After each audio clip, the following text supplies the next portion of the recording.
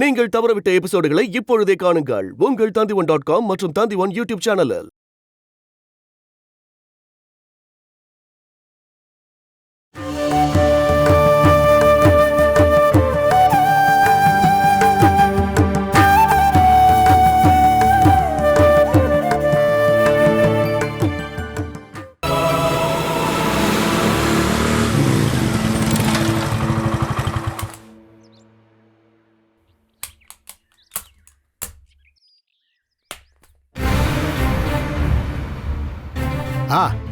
மோகன்தாஸ், நீங்கள் இப்போ தான் வரீங்களா? காலையில் தான் வந்தேன். குளிச்சு ட்ரெஸ்ஸு மாற்றிட்டு நேராக இங்கே தான் வரேன். அவங்க இங்கே தானே இருக்காங்க? இருக்காங்க. அவங்களுக்கு எந்த பிரச்சனையும் இல்லை. ஆனால் அந்த பக்கத்து ஊருக்காரங்களுக்கு மட்டும் தெரிஞ்சதுன்னா கண்டிப்பாக வந்து பிரச்சனை பண்ணுவானுங்க. இங்கே எவனும் வரமாட்டான், அதை நான் பார்த்துக்கிறேன். பணமும் அதிகாரமும் இருக்கிறதுனால என்ன வேணாலும் பண்ண முடியும்னு நினைக்கிறாங்களா? நேற்று மட்டும் நீ இருந்திருந்தேன்னா நாம் கண்டிப்பாக எதையாவது பண்ணியிருக்கலாம். என்ன அவங்கெல்லாம் சேர்ந்து அடிக்கவே வந்துட்டாங்க. இதுக்கெல்லாம் அவங்க நிச்சயமாக பதில் சொல்லி ஆகணும். நம்ம இப்போ போய் அந்த பாட்டியையும் பொண்ணையும் பார்க்கலாமா? சரி வாங்க.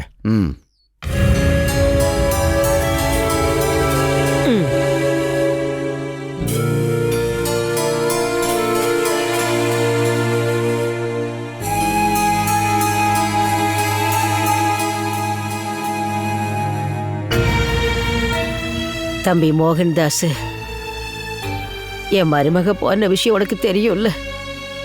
உன்னை நான் பார்க்கவே இல்லையேப்பா.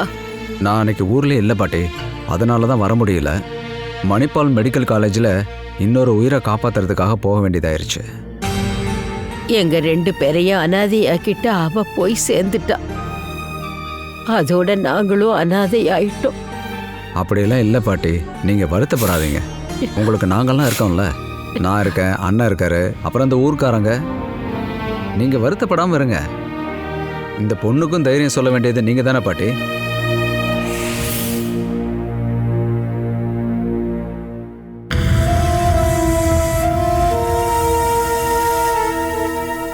ஏம்மா, இந்த பைய எடுத்துட்டு எங்கம்மா போற? காலையிலேருந்து எதுவுமே சாப்பிடலையே. சுமதி எங்க? சுமதி, சுமதி.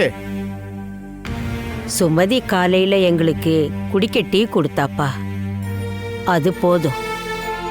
அவ ஆத்துக்கு துணி துவைக்க போறதா சொல்லிட்டு போனா. நாங்க கிளம்புறோம் பிரகாஷ். கிளம்புறீங்களா? எங்க கிளம்புறீங்க? மோகன்தாஸ், இவங்க என்ன சொல்லிட்டு இருக்காங்க? நீங்க போறதுக்கு வேற ஏதாவது இடம் கிடைச்சதானே? இல்ல, என்ன செய்யறது, எங்க போறதுன்னு கூட புரியல. ஏன் சொல்றேன்னா, ஒரு ராத்திரி நாங்க தங்க இடம் கொடுத்த உனக்கு பாரமா இருக்க விரும்பல. ஆனா நீங்க ஒரு பாரம்னு யாராவது சொன்னாங்களா பாட்டி? உண்மை சொல்லுங்க பாட்டி. சுமதி ஏதாவது சொன்னாளா? அவளுக்கும் சில சமயத்தில் இந்த மாதிரி குணம்லாம் வரும். தேவையில்லாத விஷயத்துக்கெல்லாம் ரொம்ப கோவப்படுவா. அந்த மாதிரி ஏதாவது நடந்திருந்தா நீங்க இப்ப சொல்லுங்க. அவளை நான் இங்க இருந்தே கிளப்பி அவ வீட்டுக்கு அனுப்பி விட்டுறேன். பிரகாஷ், சுமதி அப்படியெல்லாம் எதுவும் சொல்லலப்பா. தேவையில்லாம அவ மேல கோவப்படாத. இது நான் மட்டும் எடுத்த முடிவில்லை, கிருஷ்ணாவும் கூட தான். தேவையில்லாம இந்த மாதிரி காரியெல்லாம் பண்ணாதம்மா. நேத்து அந்த அயோக்கிய பயலுக்கு பண்ண அட்டூழியத்தெல்லாம் நீ பார்த்துட்டு தானே இருந்த. மறுபடியும் அவனுக்கு கண்ணில் போய் நீ மாட்டினா உன் நிலைமை என்ன ஆகும் யோசிச்சு பாரு.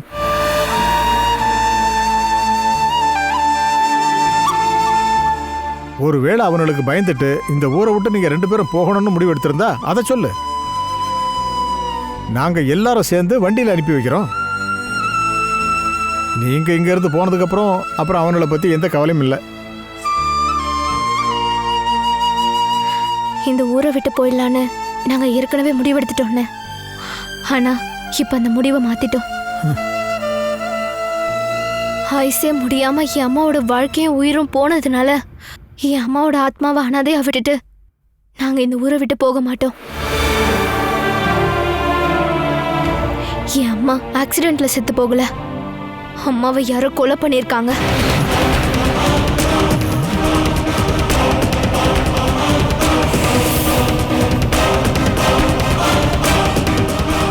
அது யாரா இருந்தாலும் நான் அவங்கள கண்டுபிடிச்சே தீருவேன். யாருக்கும் எந்த துரோகமும் பண்ணாத என் அம்மாவை எதுக்காக கொன்னீங்கன்னு கேட்கணும். சாவை விட பயங்கரமான தண்டனைய அவனுங்களுக்கு கொடுக்கணும். நல்லதுதான். நீங்கள் எடுத்த இந்த முடிவெல்லாம் ரொம்பவே நல்லதுதான். ஆனால் அதுக்கு முன்னாடி என்ன தேவைன்னா தங்கிறதுக்கு ஒரு இடம். இந்த வேலையை ஒரு பஸ் ஸ்டாப்லேயோ கடையிலையோ உட்காந்து செய்யக்கூடிய வேலை இல்லை இதெல்லாம். அதனால் உங்களுக்கு வேற வீடு கிடைக்கிற வரைக்கும் நீங்கள் இங்கே தான் தங்கி ஆகணும். சார் அது கண்டிப்பாக அதுதாம்மா நடக்கும். இந்த ஊருக்காரங்க சப்போர்ட் பண்ணா நீ நினைக்கிற விஷயம் கண்டிப்பாக நடந்து தான் தீரும். அது மட்டும் இல்லாமல் வயசான உங்கள் பாட்டி வச்சுட்டு நீ என்னம்மா பண்ணுவ?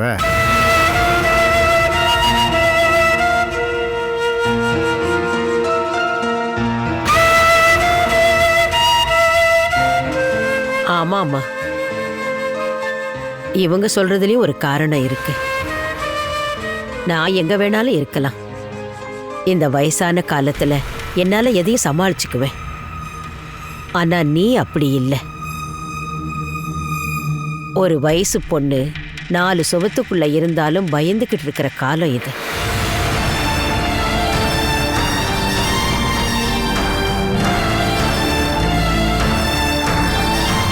இதுக்கப்புறம் நீங்கள் எதையும் யோசிக்காதீங்க. நீங்கள் கண்டிப்பாக இந்த வீட்டில் தான் இருந்து ஆகணும். நீ சொன்ன அந்த விஷயத்தை பற்றி நாங்கள் எல்லாரும் யோசனை பண்ணுறோம். விஜயலட்சுமி மேடத்தோட சாவுக்கு பின்னாடி இருக்கக்கூடிய துயரத்தை என்ன பண்ணியாவது நாம் நிச்சயம் வெளியில் கொண்டு வரலாம். இங்க பாரு, இவங்க சொல்றபடி நாம கேட்கறது தான் நமக்கு நல்லது.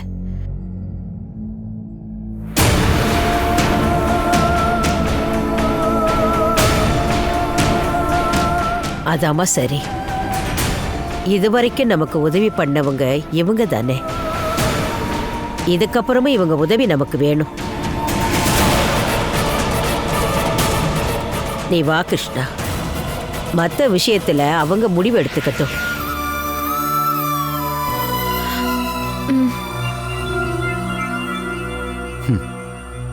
வா.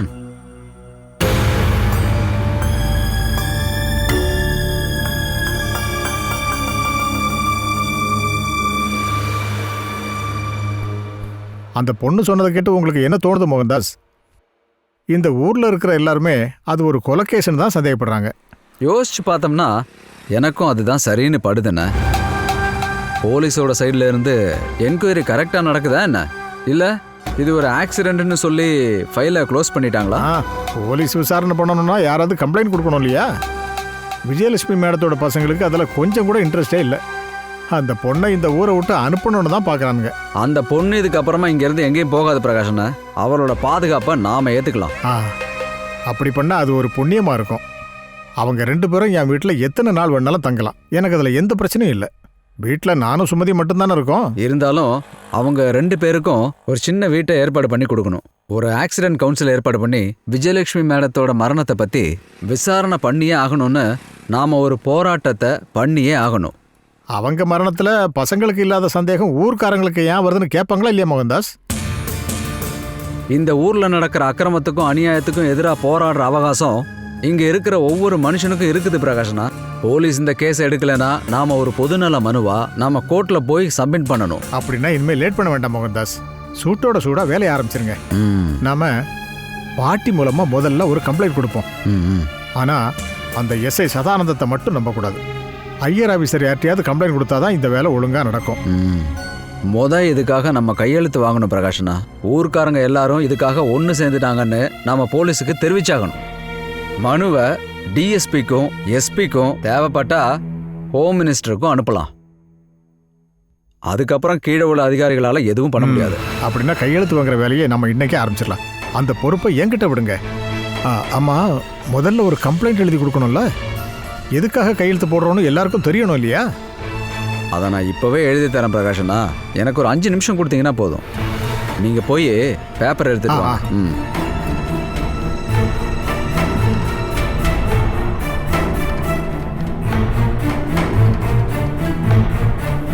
அவங்கெல்லாம் பெரிய ஆளுங்கம்மா.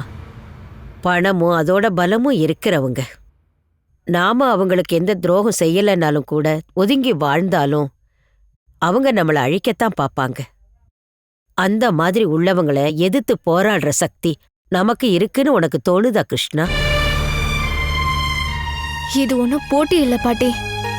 உண்மையை வெளியே கொண்டு வர முயற்சி பண்றேன். இதனால நான் செத்து போனாலும் என் அம்மாவோட சாவுக்கு யார் காரணம்னு நான் கண்டுபிடிப்பேன். இதுல எனக்கு எந்த மாற்றமும் இல்ல. என் விஜயலட்சுமிக்கு ஆதரவா பேசுறதுக்கு நீ ஒரு இருக்கேன்னு சந்தோஷமா இருக்கு. ஆனா அதையே சாக்கா வச்சு நீயும் என்னை விட்டுட்டு. கண்டிப்பா எனக்கு எதுவும் நடக்காது பாட்டி. இத்தனை வருஷமா அந்த மரணத்தை தவிர எல்லாத்தையும் அனுபவிச்சுட்டு நான் இவ்வளவு தூரம் வந்திருக்கேன்னா இதுக்கப்புறம் என் அம்மாவோட சக்தியாலையும் அவங்க ஞாபக பலத்தாலையும் நான் வாழ்வேன் பாட்டி. என்னை எப்ப ஏத்துக்கிட்டாங்களோ அன்னில இருந்து என் அம்மாக்கு கஷ்டமும் நஷ்டமும் மட்டும்தான் வந்திருக்கு. பசங்க, வீடு, சொத்து, மகிழ்ச்சி, கடைசியில வாழ்க்கை.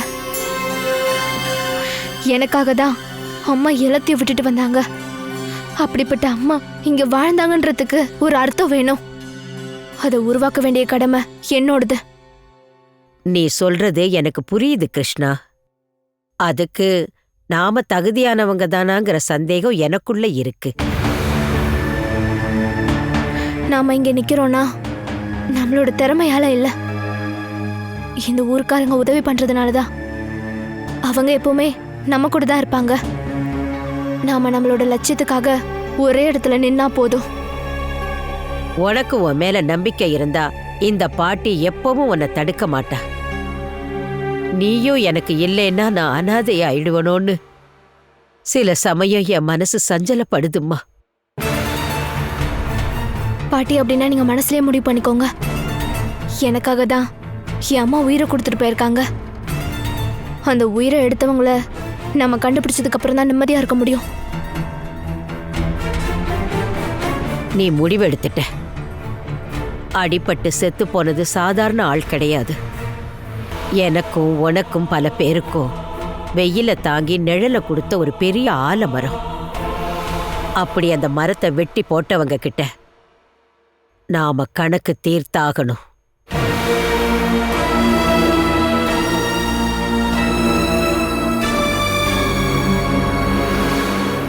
இங்க பாரு, நான் உனக்கு இருக்கேன். ஏன் உயிரை எடுத்ததுக்கு அப்புறம்தான் நம்மளை எதிர்க்க வர்றவன் உன்னை தொட முடியும். இது போதும் பாட்டி. உங்களோட இந்த தைரியம் எனக்கு போதும். நாம ஜெயிப்போம், ஜெயிச்சே தீர்வோம்.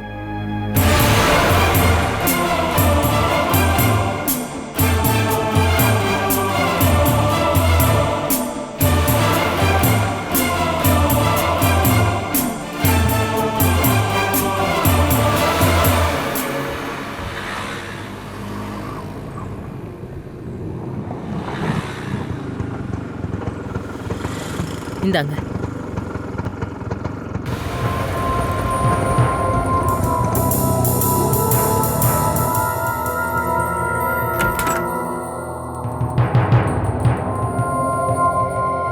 அட, நீயா? நீ அம்மாவோட சடங்குக்காக வெயிட் பண்ணிக்கிட்டு இருந்த. அதுக்கப்புறம் உன்னை பார்க்கவே முடியலையே. எல்லாரும் அவங்க சொந்த வேலையை கவனிச்சு தானே ஆகணும். அப்புறம் அம்மா இறந்து போறதுக்காக நான் காத்துட்டு இருந்தேன். நீங்க சொல்றது கொஞ்சம் கூட நல்லா இல்ல. இங்க யாரு சடங்குக்காக வெயிட் பண்ணுது? அப்படி என்ன சடங்கு நீங்க பண்ணீங்க? இங்க இருக்கிறவங்களெல்லாம் ஏமாத்துறதுக்கு ஏதோ பண்ண வேண்டியதை பண்ணீங்க. மரணத்துக்கான சடங்கு எல்லாத்தையும் அது எப்படி பண்ணா சரியோ அப்படிதான் அதை பார்த்து பண்ணியிருந்திருக்கணும். இப்ப நீ என்ன சொல்ல வர? காலையில இங்க இருக்கிறவங்களை குத்தம் சொல்ல வந்திருக்கியா என்ன? பாரு, இங்க சடங்கு பண்ணும்போது நீயும் புருஷனும் இங்கதானே இருந்தீங்க. எல்லாத்தையும் எப்படி பண்ணுமோ அதை நீங்க பண்ணிருக்கலாம் இல்லையா? நீதான் அம்மாவோட செல்ல மகளாச்சே. ஆமா, அம்மா என் மேலையும் நான் அம்மா மேலையும் பாசம் வச்சது உண்மைதான். ஆனா பாசம் அதிகமான நஷ்டம்தான். அம்மா சொத்தை பங்கு போட்டப்போ அதுல எனக்கு மட்டும்தான் நஷ்டமாயிருக்கு. உனக்கு அப்படி என்ன நஷ்டம் ஏற்பட்டுச்சு? எல்லாருக்கும் கொடுத்த மாதிரி உனக்கும் கொடுத்தாங்கல்ல? அப்புறம் பிசினஸ் கம்பெனில இருந்து ஏதாவது அம்மா என்கிட்ட கொடுத்தாங்களா என்ன? அதை இங்க இருக்கிற 3 பசங்களுக்கும் தானே அம்மா பிரிச்சு கொடுத்துருக்காங்க. ஏண்டி, அம்மா கூட பிசினஸ் பண்றது நாங்க தான். கல்யாணம் முடிஞ்சதுக்கு அப்புறம் புருஷன் கூட போன நீ என்ன பிசினஸ் பண்ண போற? நான் பிசினஸ் செய்யறேனா இல்லையாங்கிறது முக்கியம் இல்ல. ஒரு சொத்தை பங்கு பிரிக்கும் போது எல்லா பசங்களுக்கும் சமமா தானே கொடுக்கணும். உங்களுக்கு கம்பெனியை கொடுத்தப்போ அம்மா எனக்கு என்ன கொடுத்தாங்க? உனக்கு ஒரு புருஷனை கொடுத்தாங்க இல்லையா? அதுக்காக அம்மா செலவு பண்ணது 50 லட்சம் ரூபாய். 10 வருஷத்துக்கு முன்னாடி 150 பவுன் நகையும் 25 லட்சம் ரூபாய் சீதனமும் கொடுத்து இந்த ஊர்ல வேற ஏதாவது கல்யாணம் நடந்திருக்கா என்ன? அதுக்கான தகுதி கோபிகிருஷ்ணனுக்கு இல்லைனாலும் பணம் எப்பவுமே பணம் தானே. ஒரு பொண்ணுக்கு என்னெல்லாம் தேவைகளோ அன்னைக்கே அம்மா கொடுத்துட்டாங்க. அது மட்டும் இல்லாம சொத்து பிரிக்கும் போது அவங்க கொடுத்தாங்கல்ல, பிசினஸ் தவிர மீதி இருக்கிற சொத்து எல்லாமே. அன்னைக்கெல்லாம் சொல்லாத கணக்கு நீ இப்ப சொல்ல வேண்டிய அவசியம் என்ன இருக்கு? அன்னைக்கு நான் என்னோட அம்மாவை நம்பிதான் எதுவுமே பேசாம விட்டுட்டேன். அம்மாவோட பேர்ல இருந்து பிக்சட் டெபாசிட்டும் பாகம் பிரிக்கும் போது அம்மாக்கு கிடைச்ச அந்த பழைய வீடும் எனக்கு தானே அம்மா என்கிட்ட சொல்லியிருந்தாங்க. அப்படின்னா அதுதான் விஷயமே. அம்மாவோட பிக்சட் டெபாசிட் எப்பவோ எரிஞ்சு போச்சு. இப்ப பாட்டியையும் அந்த பொண்ணையும் வெளியில அனுப்பிட்டு நாங்க அந்த வீட்டை லாக் பண்ண விஷயமும் உனக்கு தெரிஞ்சு போச்சுல்ல? ஆமா, எனக்கு தெரியக்கூடாதுன்னு நினைச்சு நீங்க என்ன பண்ணாலும் சரி அதை நான் நிச்சயம் தெரிஞ்சுப்பேன். என் வீட்டுக்காரருக்கு அந்த திறமைலாம் நிறைய இருக்கு. அடடா. ஏண்டி, அந்த ஒரு திறமை மட்டும்தான் அவன்கிட்ட இருக்கு. நீ அவனும் சேர்ந்துக்கிட்டு மத்தவங்க கையில இருக்கிறது எப்படி ஆட்டையை போடணும்னு எப்ப பார்த்தாலும் அதே தானே யோசனை பண்ணிக்கிட்டு இருக்கீங்க. அதுக்காக என்னெல்லாம் பண்ண முடியுமோ அது எல்லாத்தையும் நீங்க பண்ணுவீங்க. நீயும் கோபியும் சேர்ந்து பாட்டியும் அந்த பொண்ணு தங்கியிருந்த வீட்டுக்கு போன விஷயம் எங்களுக்கு தெரியும். ஓ, தெரியுமா? ரொம்ப நல்லதா போச்சு. நாங்க அங்க போனது அங்க இருக்கிற 2 பேரையும் அடிச்சு துரத்திட்டு அங்க குடி போயிடலான்னு இல்ல. செத்து போயிருந்த அம்மாவோட முகத்தை கடைசியா ஒரு வாட்டி பார்க்க கூட முடியாம வருத்தப்பட்டுட்டு இருந்த அவங்களுக்கு ஆறுதல் சொல்லதான் போயிருந்தோம். சமாதானப்படுத்த. உங்களோட இந்த சிரிப்புக்கான அர்த்தம் எனக்கு புரியுது. அன்னைக்கு நீங்க பண்ணது எவ்வளவு பெரிய பாவம் தெரியுமா? என்ன இருந்தாலும் அவங்க நம்ம அப்பாவோட அம்மாவும் அப்பாவோட ரத்தத்துல பிறந்த பொண்ணும் தானே. அந்த கடவுள் உங்களை மன்னிக்க மாட்டாரு. போதண்டி, நிறுத்திக்கோ. உன் புருஷனும் கூட சேர்ந்துதான் அவங்கள வெளியில அனுப்பி விட்டோம். உனக்கும் சேர்த்துதானே அப்படி பண்ணோம். அதனால எனக்கு என்ன பலன் கிடைச்சது? அம்மாவோட வீடையும் நிலத்தையும் நீங்க 3 பேரும் தானே பிரிச்சுக்கிட்டீங்க. என்னைக்கா இருந்தாலும் அம்மாவோட சொத்தை எல்லா பிள்ளைங்களுக்கும் சமமா தான் பிரிச்சு கொடுக்கணும். அதுல இருந்து ஒரு ஷேர் எனக்கு கண்டிப்பா கிடைச்சாகும். அத வாங்கிட்டு தான் நான் இங்க இருந்து போவேன்.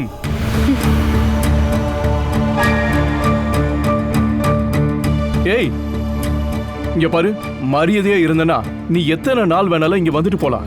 அப்படி இல்ல இங்க உட்காந்துக்கிட்டு கால் மேல காலை போட்டுக்கிட்டு பஞ்சாயத்து பண்ணணும் நீ நினைச்சனா அது நடக்காது. இது என் பேர்ல இருக்க வீடு. நீ பிரச்சனை பண்ணணும்னு நினைச்சா பாரு, நான் தங்கச்சின்னு கூட பார்க்க மாட்டேன். உன்னை தூக்கி வெளியில போட்டு கதவை சாத்திடுவேன். ஓஹோ, அப்படின்னா அந்த அளவுக்கு ஆயிடுச்சுல்ல? இருக்கட்டும், அப்போ நான் கிளம்புறேன். என் அம்மாவோட சொத்துல எனக்கும் பங்கு வேணுங்கிறதுக்காக நான் எங்க போகணுங்கிறத நீங்களே சொல்லி கொடுங்க. நீ வேணா அம்மா கிட்ட வேணா கேட்டுட்டு வாயே. என்ன சொன்னீங்க? என்ன போய் சாக சொல்றீங்களா? செத்து போன அம்மா கிட்ட போய் கேட்கணும்னா நானும் சாகணும்ல? அப்படியே என்ன சாகடிச்சிட்டு அம்மாவோட சொத்தை நீங்க 3 பேர் மட்டுமே எடுத்துக்கலான்னு மட்டும் நினைக்காதீங்க. இங்க சட்டம் கோர்ட் எல்லாம் இருக்குல்ல. என்னோட அண்ணங்க கிட்ட இருந்து எனக்கு நீதி கிடைக்குமா இல்லையான்னு நான் அங்க போய் கேட்டுக்கிறேன். ஏய், பயம் பொறுத்தாம மரியாதை இங்க இருந்து வெளியில போ. நீ கோர்ட்டுக்கு போனா அந்த கோட்டையை நாங்க தூக்கி போட்டு இடிச்சிருவோம். இவ்வளவு தூரம் நீ பேசுனதுக்கு அப்புறம் அம்மாவோட சொத்துல இருந்து 1 பைசா கூட உனக்கு கொடுப்போன்னு எதிர்பார்க்காத. நீ என்ன வேணாலும் போய் பண்ணிக்கோ. சரி, நம்ம பார்க்கலாம்.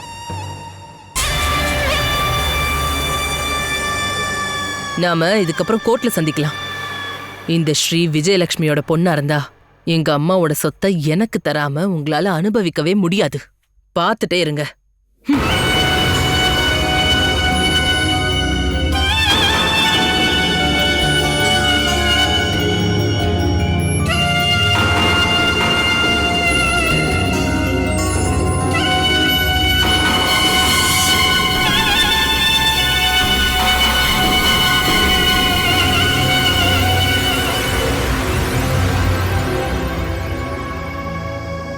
இங்க அவளோட திமிர பாத்தீங்களா? நான் இங்க வந்தேன்னா என்கிட்ட அவ எதோ சொல்லுவானுதான் நான் இங்க வராம இருந்துட்டேன். இருந்தாலும் உங்களுடைய பொறுமைய நான் ரொம்ப பாராட்டுறேங்க. மகிமாமா மட்டும் இருந்திருந்தாரு அவ கண்ணத்துல பலார்னு அரைஞ்சிருப்பாரு. இருந்தாலும் நீங்க பொறுமையா இருந்தது ரொம்ப நல்லதா போச்சுங்க. இப்பவே அவ கோர்ட்ல பாக்கலாம் தானே சொல்லிட்டு போயிருக்கா. அகங்காரிங்க அவ. சொத்துக்காக அவ சொந்த பந்தம் எல்லாத்தையும் மறந்துடுவா.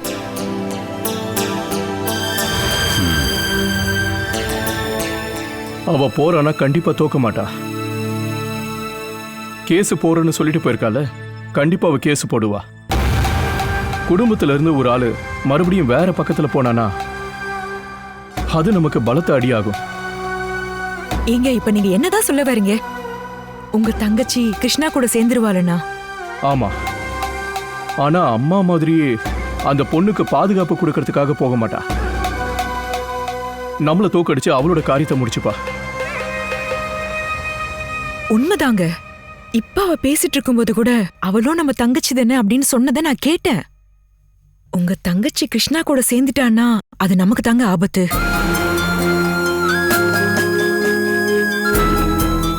உங்க தங்கச்சிக்கு சொத்து தான் முக்கியம். ஆனா அந்த கிருஷ்ணாக்கு உங்க அம்மாவை கொலை பண்ணது யாருன்னு தெரியணும். நீங்க 3 பேர்ல ஒருத்தர் அம்மாவோட சாவுல சந்தேகம் இருக்குன்னு போலீஸ்ல கம்ப்ளைண்ட் கொடுத்தா கண்டிப்பா அங்க ஒரு பெரிய விசாரணையே நடக்கும்.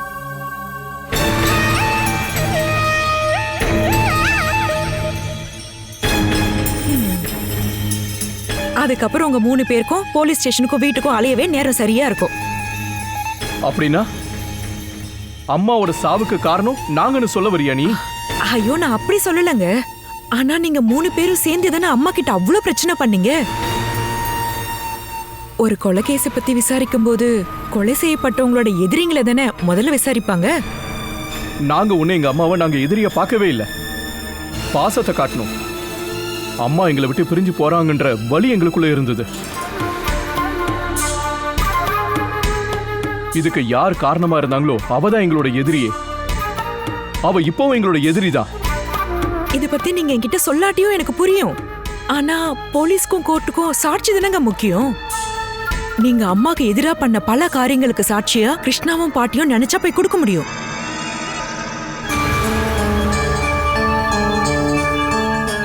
அதுக்கு உங்க தங்கச்சியும் சப்போர்ட் பண்ண ஆரம்பிச்சுட்டா என்ன ஆகும் நீங்களே யோசிச்சு பாருங்க. அதுக்கான இடத்தை நம்ம கொடுக்கவே கூடாது. இப்ப நான் என்ன பண்றது? அவகிட்ட பேசின பேச்சுக்கெல்லாம் மன்னிப்பு கேட்கவா? இதுக்கப்புறம் ஸ்ரீகுட்டி கோர்ட்டுக்கு போகாம இருக்கிறதுக்காக அப்படி பண்ணிதான் ஆகணும்னா நான் பண்றேன். வேண்டாம் வேண்டாங்க. இதுக்கப்புறம் நீங்க போய் அவ முன்னாடி தலை குனிஞ்சு நிக்க வேண்டாங்க. நாம கஜேந்திரன் அனுப்பி வைக்கலாம். அவன் போனானா நைஸா விஷயத்த பேசி உங்க தங்கச்சியை சமாளிச்சிடுவான். அதுல அவருக்கு திறமை இருக்கு.